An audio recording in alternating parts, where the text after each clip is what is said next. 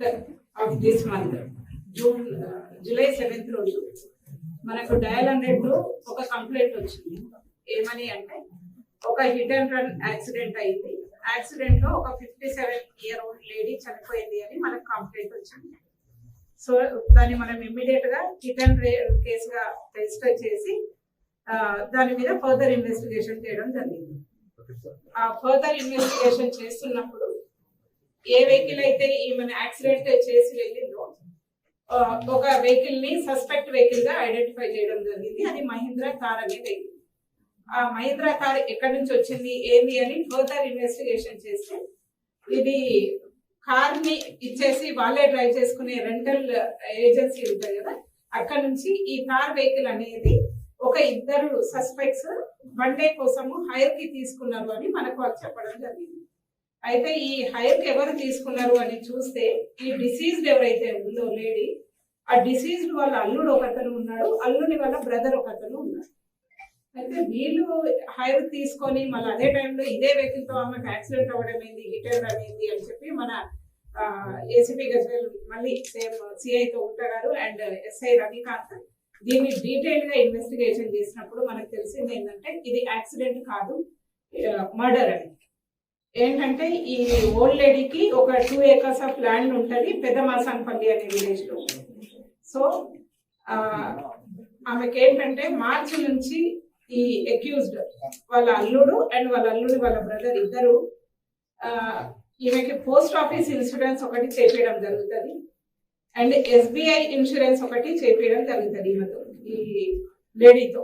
చేసిన తర్వాత ఈ ఇద్దరు కూడా ఈమెని చంపితే న్యాచురల్ డెత్ గా చెప్తే ఇన్సూరెన్స్ క్లెయిమ్ చేసుకోవచ్చు అనే ఒక ఇంటెన్షన్ తోటి అల్లుడు ఏం చేస్తాడంటే ఈ లేడీని పొలం దగ్గర పనుంది, ఎలక్ట్రిసిటీ వాళ్ళు వస్తామన్నారు, ఏదో ట్రాన్స్ఫార్మర్ ఫిక్స్ చేయాలి, దానికి మీ సంతకం అవసరం ఉంది అని చెప్పి ఈ లేడీని తీసుకొని బైక్ మీద పొలం దగ్గర తీసుకెళ్ళిన తర్వాత ఆమె రోడ్డు మీద కూర్చోబెట్టి నేను ఇప్పుడే లోపలికి వెళ్ళి వాళ్ళు వచ్చిందా లేదా చూస్తానే అతను లోపలికి వెళ్ళారు.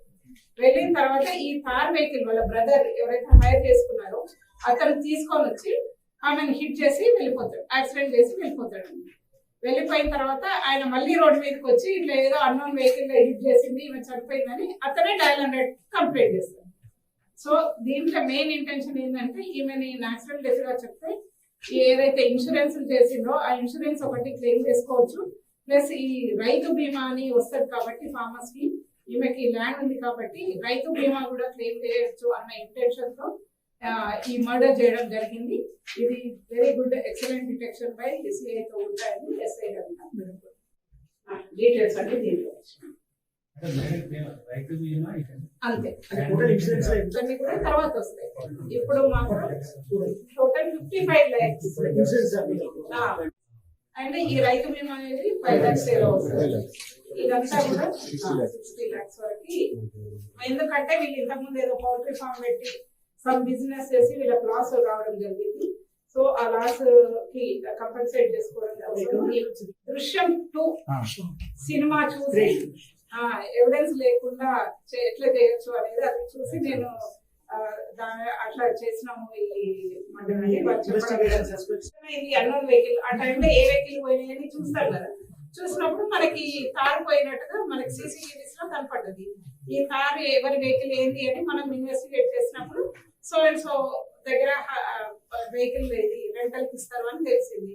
అక్కడికి వెళ్ళి ఎవరు రెంట్ తీసుకున్నారు ఈ వెహికల్ అంటే వీళ్ళ పేరు చెప్పడం జరిగింది.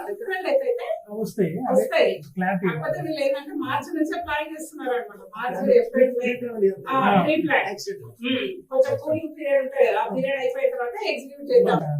ఇన్సూరెన్స్ అనేది రాదు అండ్ ఇట్లాంటిది ఏ తప్పు చేసినా గానీ ఇమీడియట్ గా డిటెక్ట్ అవుతుంది, జైలుకు వెళ్ళడం.